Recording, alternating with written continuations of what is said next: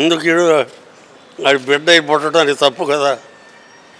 మరి ఎలా అనిపించింది కాదు, ఒక తండ్రికి పుట్టినాడు అన్న చెల్లెలు ఒకటి కదా, మరి ఏమంటుంది? నీ ఇష్టం వచ్చినట్టు తెచ్చుకుంటాడు. మరి కూటమి ప్రభుత్వం ఎలా అనిపించింది? చూడలేదా? ఇంకెంతకన్నా చూసేది ఏముంది? వచ్చిన కానీ చెయ్యడు చేస్తున్నారు కదా. మరి వైసీపీ వాళ్ళు అంటే బాబు గారు ఇంకా ఏమి చేయట్లేదు ఏమంటారు? ఆడు ఉంటాడు, జగన్ కూడా ఉంటాడు, ఆడు తింటాడు దూరతాడు. ఒక వచ్చే దీంట్లోకి వస్తాడు, తెలుగుదేశంకి వస్తాడని అంటాడు. ఏం చేస్తామండి? ఎవరు ఉంటారు? ఎవరు ఉంటారు? ఆడు కూడా వస్తాడు దీంట్లోకి. బాబాయ్ మీ పేరు? ప్రకాష్ రెడ్డి, వియ్యూరు ప్రకాష్ రెడ్డి, మంగళగిరి. 83 నుంచి ఉన్నాను రామారావు గారు పార్టీ పెట్టినప్పుడు. ఎంఎస్ఎస్ కోటేశ్వరం ఉన్నాడు, అప్పుడు కూడా గెలిచాను నేను ఒక్కడే. మాకు రాయిపోతుంటాడు చూడు.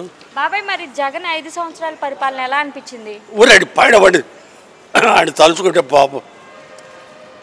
పాపం తగులుది. ఎందుకు బాబాయ్ జగన్ అలా అంటున్నారు? ఎందుకు అలా అంటున్నారు? మనం చూడాల 5 ఏళ్ళు ఎక్కడ చూసాం? చూడలేదా? మీకు తెలీదా? మమ్మల్ని అంటారు, ఎంత దుర్మార్గుడు. మరి రాజశేఖర రెడ్డి గారు ఉన్నప్పుడు బాగానే చేశారు. రాజశేఖర రెడ్డి కూడా ఆయన కూడా ఇదే. పెద్దమ్మ మీ పేరు? నా పేరు పెరికే సరోజిని అమ్మ. ఎక్కడి నుండి వచ్చారు పెద్దమ్మ? విజయవాడ పైపుల రోడ్ దగ్గర శాంతినగరం వాటర్ ట్యాంక్ పక్కన మా ఇల్లు. ఎందుకు వచ్చారు ఇక్కడ? అంటే పవన్ కళ్యాణ్ గారి పార్టీ ఆఫీస్కి. అమ్మ నా పరిస్థితి ఏం బాగలేదమ్మా. నాకు నానేవాళ్ళు ఎవరు లేరు, ఇల్లు లేదు, ఏం లేదు, కిరాయి ఇంట్లో ఉంటున్నాను. నాకంటూ ఏ సహాయం లేదు.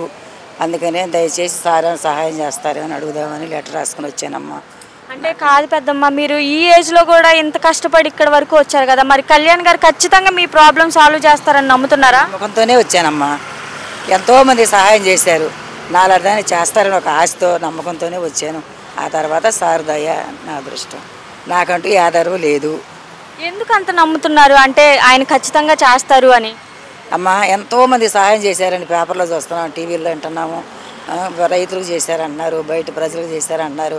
అంతమంది చేసిన వారు నా ఒక్కదాన్ని చేయకపోతారా అని ఒక నా నమ్మకం, నా అభిప్రాయం. మరి ఏం చెప్పాలనుకుంటున్నారు మీరు కళ్యాణ్ గారికి?